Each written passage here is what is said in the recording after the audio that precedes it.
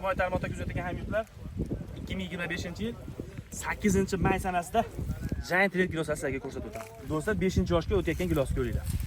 Olganini ko'ringlar. Mana qo'shmag'i kam bo'ladi deyarli. Mana olganiga ko'ringlar buni. Sariligida ham uzilyapti. Hozir shu gilos uzilyapti. Olganini ko'rsatib qo'ying. Mana gilosdan boq qilaman deydiganlar. Buni shakar miqdori kuchli. Ham qorayaveradi, ham sariligida mana shu holat uzilyapti. Do'stlar, nima deyapti bu gilos? Mana. Do'stlar, mehnatiga bitta lak bosgan gilosdan boq qilaman deydiganlarga 12 xil navlarni ulab o'tganmiz. Yaqin olib kelib, ko'rsatavering buni. Do'stlar, buni nima deyapti mana? Bitta lakka arziydimi? Bitta lak urib qo'yamiz. Gilosdan boq qilaman deydiganlarga vida jo'natamiz. Mana. So'ndan aka buni afzallik tomonlardan aytib o'tsiz. Sariqligida ham afzallik tomoni sariqligi ham zo'rasizlar mana. Ham qorayaveradi. Shakar miqdori o'ta zo'r bo'ladi. Ser hozir o'zini-o'zi chaynatuvchilardan biri bu ham. Mana.